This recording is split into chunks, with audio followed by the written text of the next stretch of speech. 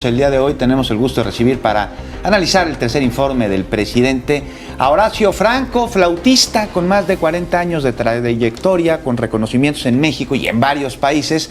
Él señala que México es una nación que ha estado por siglos pues mal, ha estado robada, ha estado despojada y que hoy con la cuarta transformación tenemos la oportunidad de dejar atrás viejas inercias nocivas y avanzar. Y también recibimos a nuestro compañero Jonathan Pérez, director de Revolución 3.0. Usted ya lo conoce. Jonathan, Horacio, muy buenas noches, qué gusto saludarlos, un honor. Bienvenidos. Gracias, muy buenas noches y pues un placer estar aquí con ustedes y con el público que está viéndonos por televisión y yo también conectado acá al chat de los internautas de YouTube. Ya te vimos ahí, ya te leímos. Horacio, iniciamos contigo. Si te parece, antes de entrar de lleno a la materia y un balance del gobierno, de la transformación, del cambio que se está llevando a cabo en el país, ¿cómo viste tú este tercer informe de rendición de cuentas de cómo se encuentra el estado de la nación, de la administración? Bueno, en realidad yo como fiel seguidor de la mañanera que soy, cada día la veo, no dijo nada nuevo, pero lo dijo muy sintético, dijo todos los logros, lo dijo de una manera muy resumida, ¿no? Todo lo que están haciendo, que es, en verdad parecería muy poco, pero sí es impresionante. Hay cosas como lo de las remesas que muchos periodistas, incluso oí yo a Julio Astillero hace rato, no coincidir, ¿no? Porque finalmente pues eso no es un logro, es más bien fue un despropósito de los gobiernos anteriores haberle cerrado la puerta de encontrar trabajo y de encontrar una vida digna a tantos inmigrantes que se fueron a Estados Unidos y que gracias a ellos estamos sobreviviendo, ¿no? Hay dinero aquí para que se consuma, para ayudar a sus familias, etcétera, etcétera. Pero, sin embargo, pues es dinero que entra al país y es una manera de entrar o de incentivar la economía. Yo creo que es, en cierto sentido, bueno, una consecuencia de lo que hicieron los gobiernos anteriores, pero es algo que pues, por lo mismo no podrían mandar dinero, ¿verdad? Y también la cuestión de la inversión extranjera, eso es muy importante. Muchas verdades que son, en verdad, no cacareadas por las prensas convencionales o por las grandes cadenas comerciales de televisión o pues los adversarios de la prensa de Andrés Manuel López Obrador, pero que son importantes reconocerlos, porque en verdad yo oigo, ellos viven en una realidad paralela totalmente diferente. Hoy viendo un video que sacó un señor que yo no conocía, Max Kaiser, en verdad, o sea, lo que dijo Claudio X González, ¿no? Que este país está cayendo a pedazos, o sea, ¿cómo se va a caer a pedazos si no hemos tenido una devaluación como las que habíamos tenido antes y las que ellos mismos habían pronosticado y no la tenemos? Tenemos un peso muy fuerte, tenemos una economía y una inversión extranjera que está creciendo. Tenemos un sistema de salud, en verdad, este señor Kaiser, de veras, yo no sé de dónde saca esos datos, pero que el sistema de salud está colapsado y que no hay medicinas y que no hay vacuna. Bueno, que es una mentira que haya personas vacunadas, que solamente el 20% está vacunado, que el sistema de vacunación ha sido un fracaso. Bueno, es que no entiendo dónde está esa realidad paralela que viven ellos. Nosotros sabemos, los que finalmente estamos, yo no soy seguidora ciegas del gobierno de Andrés Manuel porque podría criticar muchas cosas y podría no estar de acuerdo en varias, pero lo que tenemos hoy por hoy como un gobierno que trata de estar empezando a enderezar las cosas en un país donde había una sociedad de castas que está en el closet, ¿no? Y que no lo reconocíamos, ¿no? Hoy por hoy se habla de racismo, de clasismo, se habla, bueno, de toda esta doble moral que los gobernantes tenían, ¿no? De la delincuencia de cuello blanco, etcétera, etcétera, etcétera. Bueno, este sexenio se está viendo empezando apenas los 3 primeros años con esos logros que están empezando una transformación que no va a durar 3 años más hasta que acabe el gobierno de Andrés Manuel, sino muchos años más. Yo creo que para empezar a hacer un cambio radical o un cambio que de veras transforme esta sociedad en una sociedad plural, pero en una sociedad con la riqueza bien repartida, en una sociedad educada, mucho más educada de lo que está ahorita, etcétera, va a tardar mucho tiempo, ¿no? Sí, o sea, sin duda una realidad paralela de la que algunos están contando. Paralela a, por cierto, la percepción de, como veíamos, una gran proporción de los mexicanos.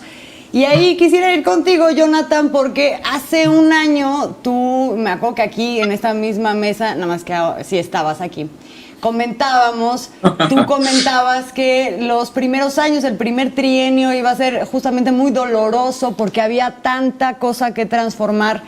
Ahora que veíamos los números, que por cierto no son dichos del presidente, son datos que están ahí, de todos los indicadores, récords, ¿cómo la ves? ¿Se te adelantó o cómo?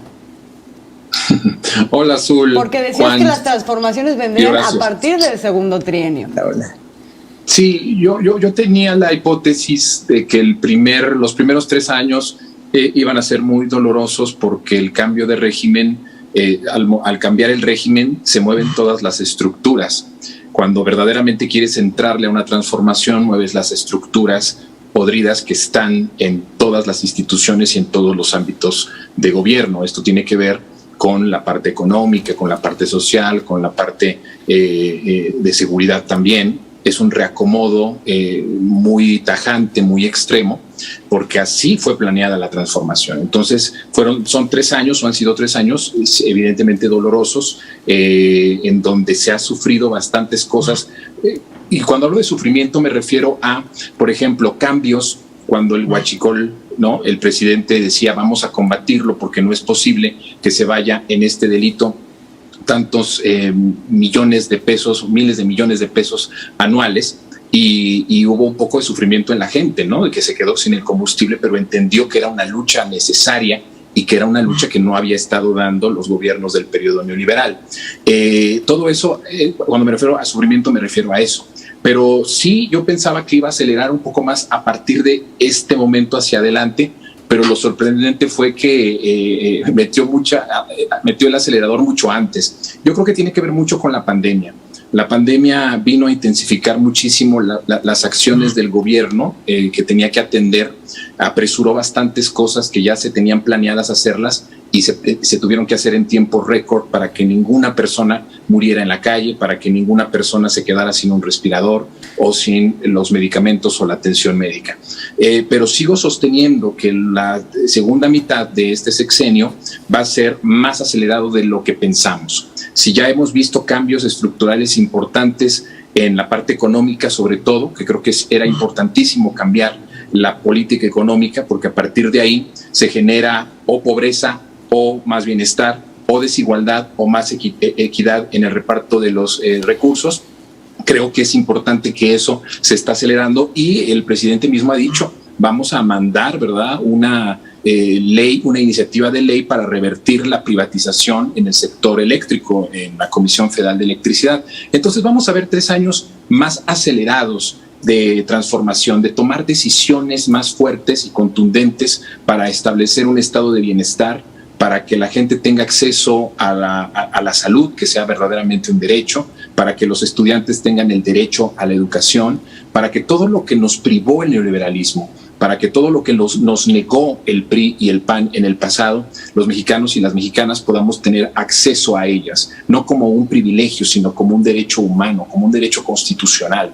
Y me parece que eso ha sido de lo que podemos estar contentos las y los mexicanos, de tener un presidente que se tome en serio su papel de presidente, que no es un gerente, que no es un administrador de lo que le dicen los potentados, sino de que verdaderamente es un jefe de Estado que toma las riendas del país y toma decisiones, a veces ciertas decisiones que parecen ser un poco contradictorias o un poco incluso polémicas, pero que al final tienen un objetivo mayor, que es la transformación. Entonces sí creo que vamos a ver mayor aceleración, pero sí me sorprende y creo que lo empato un poco a lo de la pandemia, que sí tuvo que acelerarse muchísimas cosas con respecto a cambios, sobre todo en el sector salud, en el sector económico, en la activación, por ejemplo, más rápido de los programas sociales, en el hacer el aumento a los programas sociales, a los programas del bienestar, a ampliar prácticamente el número de ciudadanos y de ciudadanas que tuviesen acceso a recursos inmediatos directos del gobierno, hacia sus bolsillos. Me parece que eso ha en mucho ayudado a que la transformación empiece a cimentarse más, y como lo dijo hoy el presidente, ¿no? Ya están dadas las bases, están cimentadas todas las bases de la transformación con los cambios acelerados que se han hecho. Horacio, sobre la aceleración que Jonathan prevé para los próximos 3 años, y esto que acabas de mencionar hace unos momentos sobre la cuarta transformación, pues es que es algo que va a llevar muchísimo tiempo. ¿Qué esperas tú que suceda en la recta final, después de la mitad del camino del gobierno del presidente López Obrador, precisamente para blindar estos cambios que se están llevando a cabo, estas inercias que se están terminando, y para proteger pues todos estos derechos que se busca que se nos garanticen a los mexicanos y no regresar a lo de antes, pues porque los opilotes y los buitres vuelan por todas partes y están metidos en todos los partidos y en todos los movimientos? Mira, si la oposición tuviera una propuesta sólida o si viera una unión entre ellos a partir de una propuesta, pero la única propuesta que tienen es derrocar a López Obrador y hacerlo pedazos, ¿no? Es lo único que quieren. Entonces, como no tienen un argumento sólido en verdad, como no tienen nada que los pueda respaldar tampoco del pasado, o sea, porque lo bueno que pudieron haber hecho se vio opacado por tanta corrupción, por tanta tranza, por tantas malas administraciones, por tantos engaños, por una simulación. O sea, me encantó cómo lo dijo hoy el presidente al principio del informe, o sea, la simulación, todo este engaño enorme neoliberal, pues sí es un engaño, fue una simulación, nos dimos cuenta, algunos nos dimos cuenta antes que otros, pero el pueblo nos chupó el dedo. Y aparte de todo, sí, mucha de la clase media pero muy reticente a que finalmente haya un cambio donde ellos, la clase media ni estaba viviendo en Suiza o en Dinamarca, ¿no? Yo he dicho muchas veces, creíamos que vivíamos en Suiza o en Dinamarca, pero la clase media siempre fue engañada desde hace muchos sexenios, porque la clase media en los 50 y en los 60 era una clase media con un poder adquisitivo normal, dijéramos, ¿no? Podía darse vacaciones, podía tener un ahorrito para tener una vejez cuidada, etcétera, etcétera. Hoy por hoy la clase media, desde el neoliberalismo, la clase media ha sido engañada. ¿Y cómo fue engañada? Finalmente se nos dijo a toda la clase media: pueden tener el nivel de vida que quieran, pero endéudense con las tarjetas de crédito, compren créditos hipotecarios y todo eso carísimo.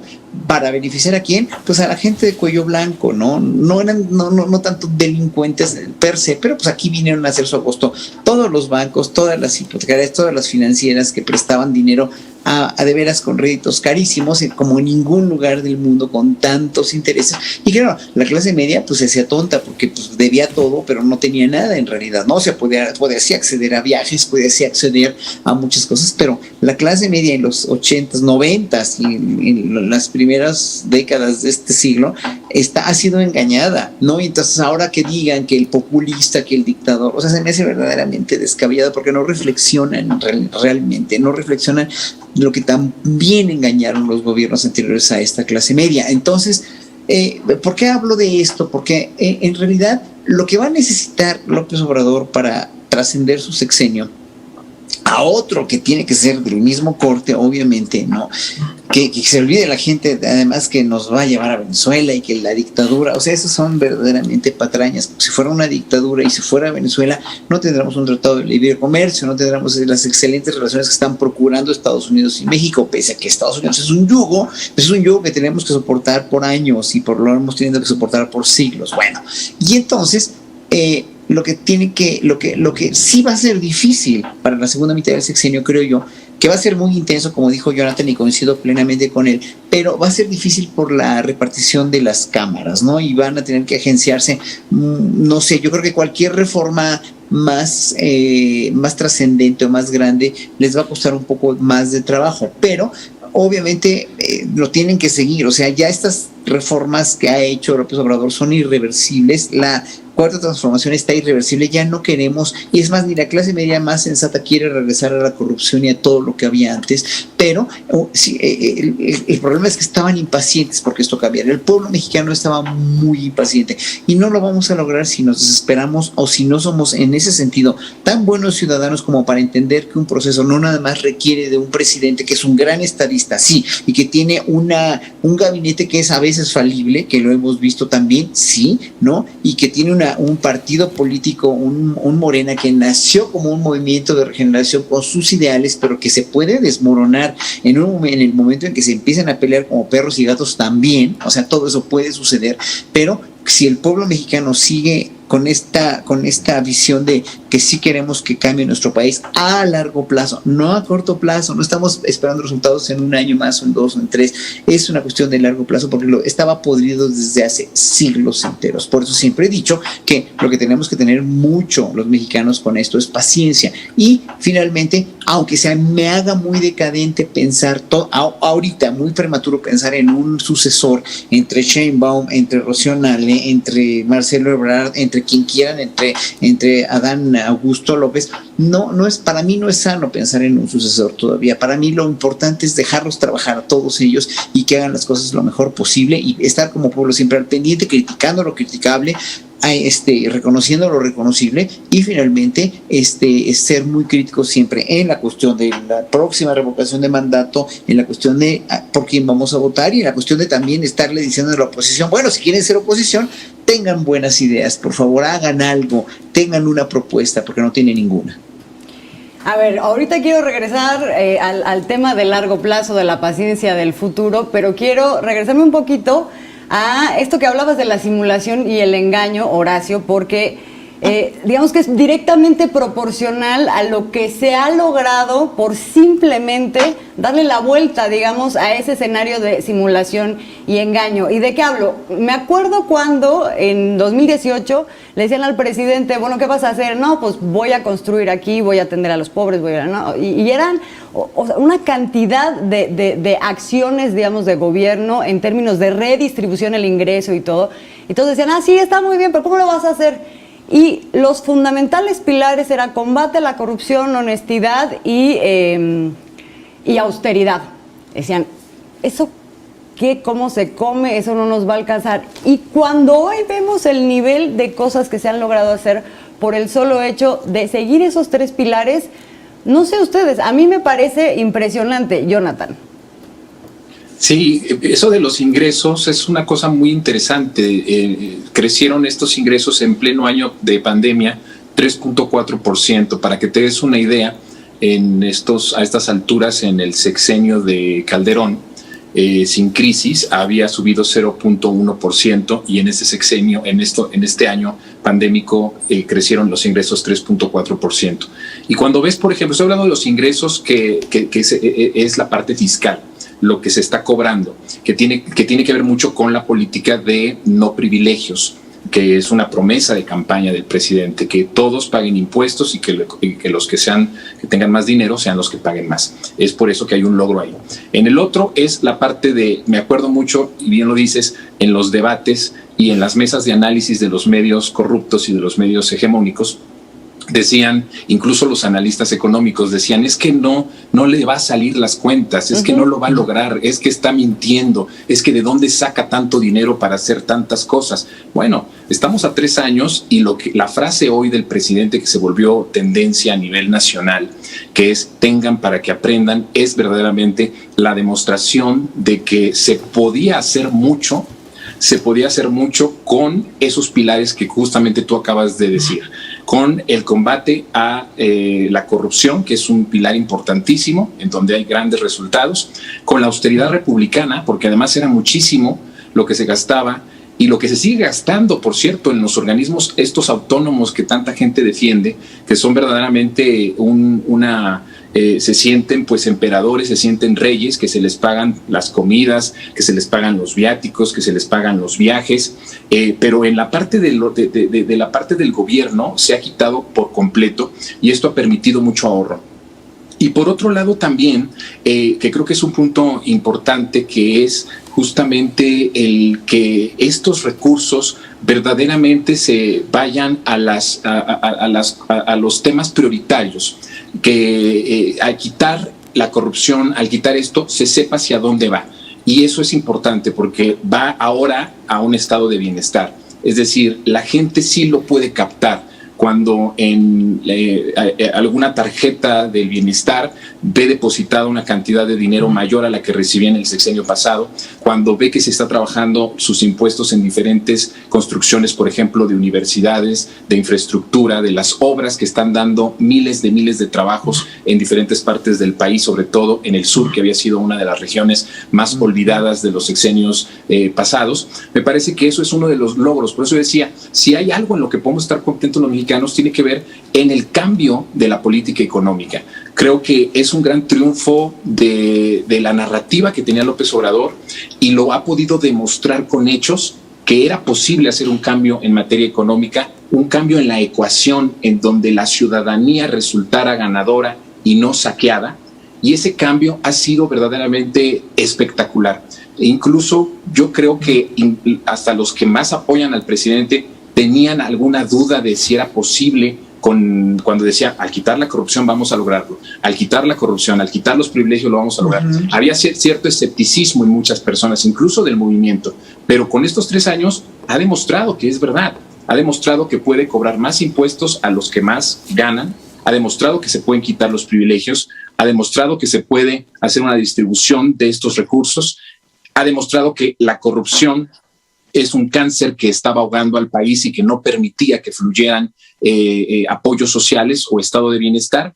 Y también ha demostrado algo, que lo que se le quita al poderoso, al que saquea, al delincuente, hablando del delincuente cuello blanco o al delincuente del crimen organizado, puede ser llevado a beneficio de las personas. Y eso la gente lo está viendo. Por eso es que en la parte económica me parece que es una de las partes más sorprendentes y de más éxito de estos 3 años de gobierno del presidente López Obrador.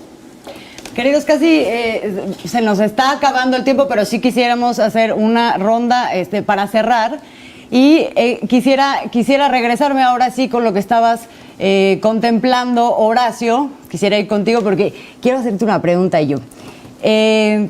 Hablabas de la necesidad de la paciencia, de la perspectiva de largo plazo, y aquí entonces podemos hablar de los cimientos hasta este momento de la Cuarta Transformación, y ahí hay un tema que está muy en el centro, digamos, de la agenda del presidente, que es el tema de la revolución de las conciencias. ¿Cómo vamos en eso, Horacio? Mira, es una cuestión de educación colectiva y de mentalidad también, de revolucionar, como tú lo has dicho, y como lo dice él, conciencias que han estado por muchas décadas absolutamente con una desconfianza total en los gobiernos, que no dejaban expresarse a la ciudadanía, que no dejaban en ningún momento a la prensa acercárseles a hacer ninguna pregunta a los presidentes, o que los mataban por hacérselas o por cuestionarlos, o que en un momento dado nos valiera un sorbete la política, porque todos los políticos son iguales, todos roban, todos son corruptos, todos están coludidos con el narco, etcétera, etcétera, ¿no? Entonces, al pueblo mexicano lo fueron maleducando con un plan con maña muy, pero muy, muy, muy bien cimentado, que fue un plan que vino desde los años 70 para chatarrizar su cultura, chatarrizar sus valores, para chatarrizar todo a partir de las televisoras comerciales y a partir de volverlo un pueblo mal educado, un pueblo con mal gusto, un pueblo gordo, obeso, con diabetes, porque le chatarrizaron la comida, le chatarrizaron la música, le chatarrizaron todo. Y un pueblo devaluado, un pueblo además con los valores de la rubia que todos quieren, es la rubia superior. ¿Se acuerdan de ese comercial de televisión? ¿No? O sea, como si como todo lo extranjero, todo lo caucásico fuera mejor. O sea, creció muchas generaciones generaciones de mexicanos crecieron con esa devaluación y ningún modelo indígena, los indígenas eran utilizados como moneda de cambio o como demagogia para los políticos, ¿no? Y siguieron siendo y seguimos siendo los mexicanos muy racistas durante muchos más años. Ahorita está muy mal y políticamente hablando ser racista, obviamente, y mucha gente sigue cultivándolo. Entonces, voy a esto. La desconfianza y el daño que le hicieron los gobiernos anteriores al pueblo mexicano como conjunto ha sido muy grande. Y quitarse ese estigma, quitarse el estigma de que somos un pueblo inferior o somos un pueblo feo o somos un pueblo flojo, ¿no? Hombre, ¿cómo vamos a ser flojos si somos la primera fuerza del trabajo en Estados Unidos y además queridos y apreciados por esa calidad de trabajo que tenemos, ¿no? Pero claro, ellos lo empezaron a hacer así, ellos nos volvieron verdaderamente, nos estigmatizaron de una manera muy mezquina al muy largo plazo. Eso es lo que la gente no entiende, ¿no? Es lo que la gente no entiende. Y quitarse esto y revolucionar las conciencias para ser un país no clasista, no racista, con una repartición decente de la riqueza, obviamente nos va a costar mucho tiempo, y aparte que va a costar mucho tiempo, como mucha gente está muy impaciente porque metan a la cárcel a tal o a tal o a tal expresidente. Espérense tantito, porque además no sé si saben, pero muchos de las cuestiones de todos los expedientes y todas las cuestiones de tranzas que hicieron, pues los fueron desapareciendo cuando entró el gobierno de la Cuarta Transformación, y armar un expediente con todo lo criminal que fueron muchos gobernantes anteriores va a estar en chino y está muy difícil.